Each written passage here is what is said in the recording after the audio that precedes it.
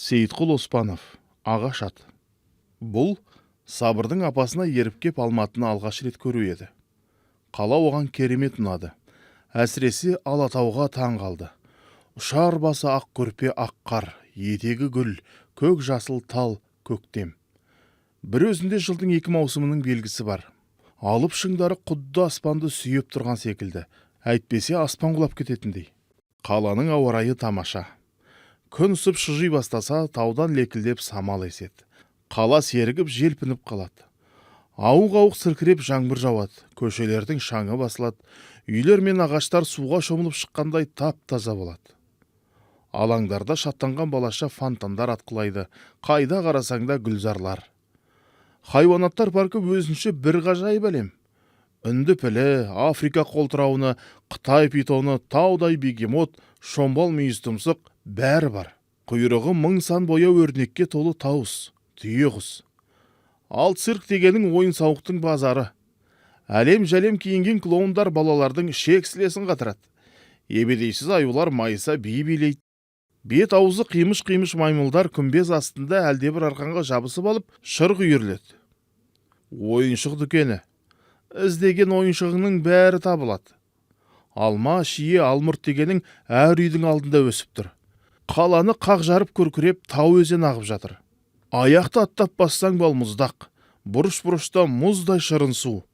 Әйгілі медеу, көктөбе, оған ұшырып апаратын сиқырлы қобди.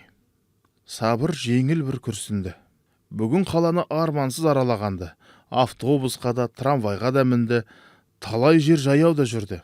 Әбден шаршаған секілді еді, бірақ неге екені белгісіз, түннің бір уағы болса да, жуық арада кірпі ілінбеді. Көңілі әлденеге мазасыз. Жанында жатқан Маратқа, Марат қаладағы нағашы ағасының баласы.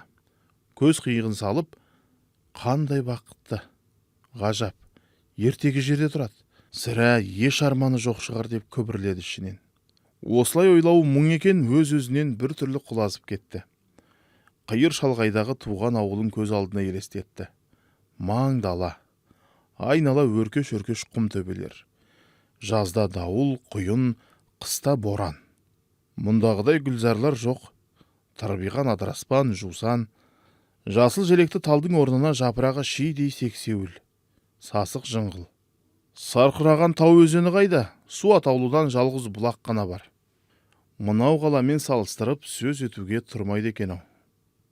Осы сәтте Марат: "Сабыр, ұйықтап қалған жоқсың ба?" деді. "Жоқ. Қызық бір әңгіме айтшы." "Не айтайын?" Сабырдың әңгіме айтуға зауқы соқпады, бірақ Марат өтініп қоймады.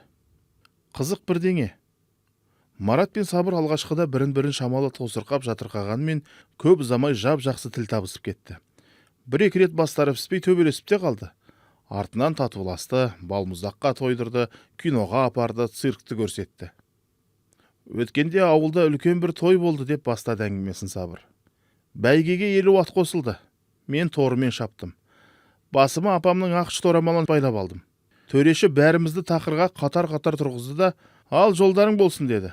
Сөйтті де шеткі екі аттың сауырынан қамшымен тартып жіберді. Тып-тыныш дала кеудесіне жан бітіп дүбірледі де кетті. 50 ат бірін-бірін омыраулап сатыр-сұтыр шаба жөнелді. Аспанды көк ала шаң көмді. Әуелгіде барлық ат қарайлас отырдық. Тобымыз онша жазылмады. Сосын бірте-бірте таралып, жүйріктер суырылып алға шықты. Тастақта аттардың тұяқтарынан жылт-жылт от көрінеді. Біздің торы ақылды ғой. Көзі шаңға көбілмес үшін топтан сытылып, мойнын жел жаққа бұрды. Жүгенді қарш-қарш шайнайды. Ен далада делебеміз қозып қиқулап келеміз.